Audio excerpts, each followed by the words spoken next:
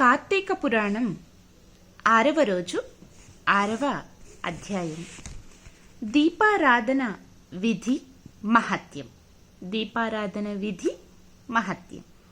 ఓ రాజశ్రేష్ఠుడా, ఏ మానవుడు కార్తీక మాసము నెల రోజులు పరమేశ్వరుని శ్రీ మహావిష్ణువును పంచామృత స్నానం చేయించి కస్తూరి కలిపిన మంచి గంధపు నీటితో భక్తిగా పూజించునో అట్టి వానికి అశ్వమేధ యాగము చేసినంత పుణ్యము దక్కును. అటులనే ఏ మానవుడు కార్తీక మాసమంతయు దేవాలయమునందు దీపారాధన చేయునో వానికి కైవల్యము ప్రాప్తించును. దీపదానం చేయుట ఎటులన పైడి ప్రత్తి తానే స్వయముగా తీసి శుభ్రపరిచి వత్తులు చెయ్యవలెను. వరిపిండితో గాని గోధుమ పిండితో గాని ప్రమిదవలే చేసి ఒత్తులు వేసి ఆవు నెయ్యి వేసి దీపము వెలిగించి ఆ ప్రమిదను బ్రాహ్మణునకు దానమియ్యవలెను. శక్తి కొలది దక్షిణ కూడా ఇవ్వవలెను. ఈ ప్రకారముగా కార్తీక మాసమందు ప్రతి దినము చేసి ఆఖరి రోజున వెండితో ప్రమిదను చేయించి బంగారముతో ఒత్తిని చేయించి ఆవు నెయ్యి నిండుగా పోసి వెనుక చేసిన ప్రకారము గోధుమ పిండితో ప్రమిదను చేసి ఆవు నెయ్యి పోసి దీపము వెలిగించి ఈ నెల రోజులు దానము చేసిన బ్రాహ్మణునకై ఇది కూడా దానమిచ్చిన ఎడల సకల ఐశ్వర్యములు కలుగుటయేగాక మోక్ష ప్రాప్తి కలుగును. దీపదానము చెయ్యువారు ఇట్లు వచింపవలెను. సర్వజ్ఞానప్రదం దివ్యం సర్వసంపత్తుసుఖావహం దీపదానం ప్రదాస్యామి శాంతిరస్తు సదా మమ అని స్తోత్రం చేసి దీపదానము చెయ్యవలెను.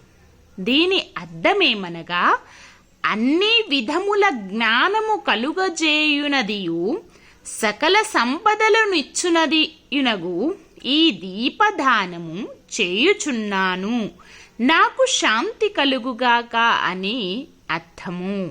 ఈ విధముగా దీపదానము చేసిన తరువాత బ్రాహ్మణ సమారాధన చెయ్యవలెను. శక్తి లేని ఎడల 10 మంది బ్రాహ్మణులకైనను భోజనమీడి దక్షిణ తాంబూలములనివ్వవలెను.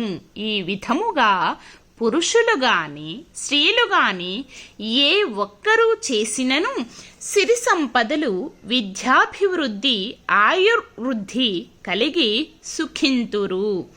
దీనిని గురించి ఒక ఇతిహాసం గలదు. దానిని వివరించెదా నాలకింపమని వశిష్ఠుడు జనకునితో ఇట్టు చెప్పసాగెను. లుబ్ధ వితంతువు స్వర్గమునకేగుట. పూర్వకాలమున ద్రవిడా దేశమునందుక గ్రామముననొక స్త్రీ కలదు.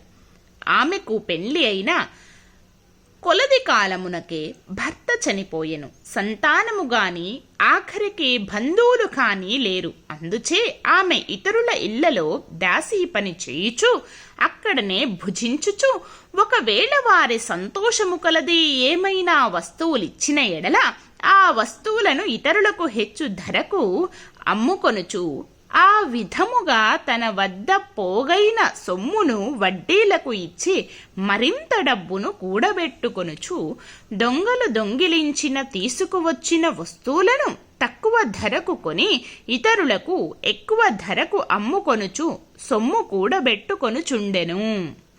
ఈ విధముగా కూడబెట్టిన ధనమును వడ్డీలకిస్తూ శ్రీమంతుల ఇళ్లలో దాసీ పనులు చేస్తూ తన మాటలతో వారిని మంచి చేసుకొని జీవించుచుండెను. ఎంత సంపాదించినానేమి, ఆమె ఒక్క దినమున కూడా ఉపవాసము కాని దేవుని మనసారా ధ్యానించుట కాని చేసి ఎరుగదు. పైగా వ్రతములు చేసేవారిని, తీర్థయాత్రలకు వెళ్ళేవారిని చూచి అవహేళన చేసి ఏ ఒక్క భిక్షగానికిని పిడికెడు బియ్యము పెట్టక తాను తినక ధనమును కూడబెట్టుకొనుచుండేడిది. అటుల కొంతకాలము జరిగెను. ఒక రోజున ఒక బ్రాహ్మణుడు శ్రీరంగములోని శ్రీరంగనాయకులను సేవించుటకు బయలుదేరి మార్గమధ్యమున ఈ శ్రీయున్న గ్రామమునకు వచ్చి ఆ దినమున అక్కడొక వ్రతముతో మజిలీ చేసెను.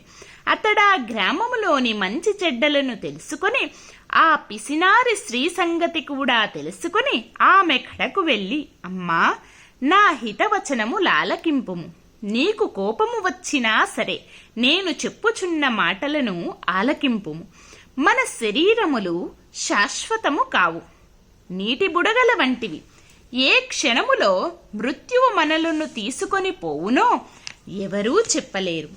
పంచభూతములు సప్త ధాతువులతో నిర్మించబడిన ఈ శరీరములోని ప్రాణము, జీవము పోగానే చర్మము, మాంసము కుళ్ళి దుర్వాసన కొట్టి అసహ్యముగా తయారగును. అటువంటి ఈ శరీరాన్ని నీవు నిత్యమని భ్రమించుచున్నావు. ఇది అజ్ఞానముతో కూడిన దురాలోచన. తల్లి, నీవు బాగా ఆలోచించుకొనుము. అగ్నిని చూచి మిడుత దానిని తినేద్దామని భ్రమించి దగ్గరకు వెళ్ళి భస్మమగుచున్నది. అటులనే మానవుడు కూడా ఈ తనువు శాశ్వతమని నమ్మి అంధకారములోబడి నశించుచున్నాడు. కానా నా మాటలాలకించి నీవు తినక ఇతరులకు పెట్టక అన్యాయముగా ఆర్జించిన ధనము ఇప్పుడైనా పేదలకు దాన ధర్మములు చేసి పుణ్యమును సంపాదించుకొనుము. ప్రతిదినము శ్రీమన్నారాయణుని స్మరించి వ్రతాధికములు చేసి మోక్షమునందుము. నీ పాప పరిహారార్థముగా వచ్చే కార్తీక మాసమంతయు ప్రాతకాలమున నదీ స్నానమాచరించి దాన ధర్మములు చేసి బ్రాహ్మణులకు భోజనము పెట్టినచో వచ్చే జన్మలో నువ్వు పుణ్యవతివై సకల సౌభాగ్యములు పొందగలవని ఉపదేశమిచ్చెను. ఆ వితంతువురాలు బ్రాహ్మణుడు చెప్పిన మాటలకు తన్మయురాలై మనస్సు మార్చుకొని నాటి నుండి దాన ధర్మములు చేయుచు కార్తీక మాస వ్రతమాచరించుటకు జన్మరాహిత్యమే